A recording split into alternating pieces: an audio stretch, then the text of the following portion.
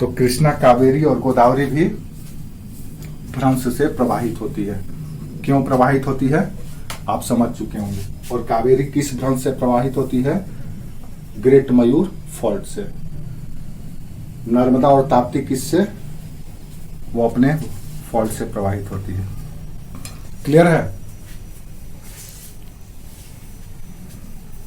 कोई डाउट?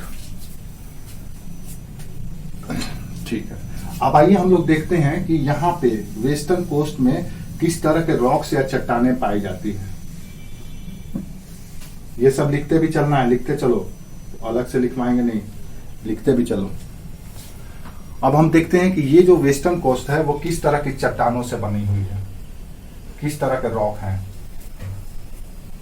तो याद रखिए यहाँ पे प्राचीनतम से प्राचीनतम चट्टान से लेकर के अभी का टाइम का यानी कि होलोसिन पीरियड का दोनों ही तरह के रॉक्स पाए जाते हैं। इसलिए यहाँ पे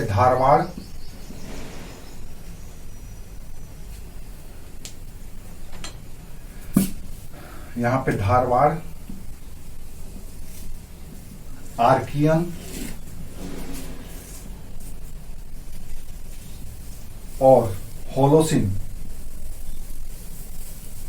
तीनों ही पीरियड के, धारवाड़, आर्कियन और नूतन चट्टानें यानी कि होलोसिन पीरियड की चट्टानें भी पाई जाती है।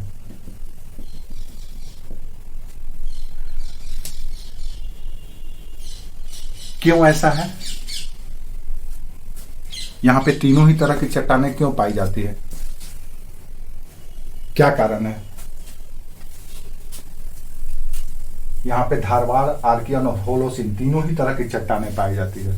आप इस तट के पास जाते हो, आपकी इच्छा होती है कि थोड़ा सा यहाँ का रॉक को देखा जाए, चेक किया जाए किस प्रकार की चट्टानें हैं। भाई ये जो पश्चिमी तट है भारत का सबसे इंटेंडेड या सबसे ज्यादा डेंसिटी वाला कोस्ट है।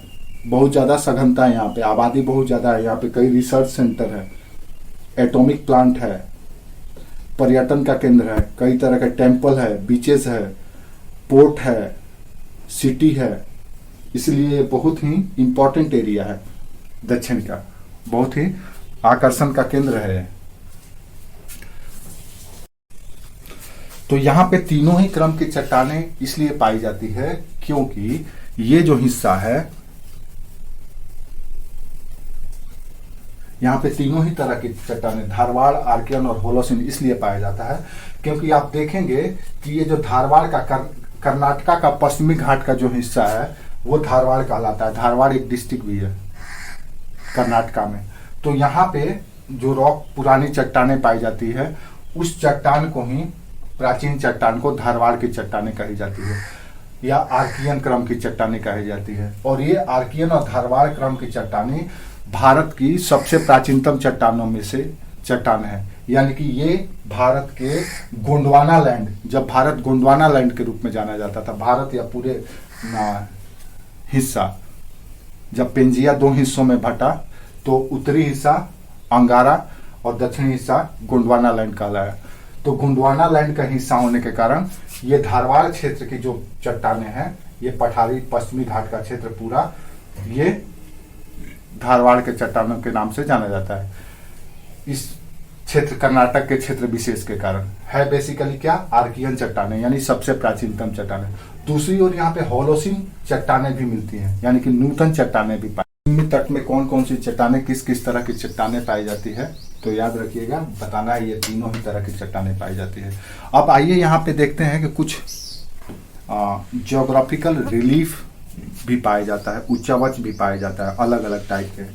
सबसे पहले हम लोग देखते हैं कि यहाँ पे कुछ सैंडी बीच पाया जाता है। बलुआ, बालू से निर्मित स्थान या आकृति, जिसको हम लोग सैंडी बीच भी कहते हैं या बालू का स्तूप भी आप कह सकते हैं।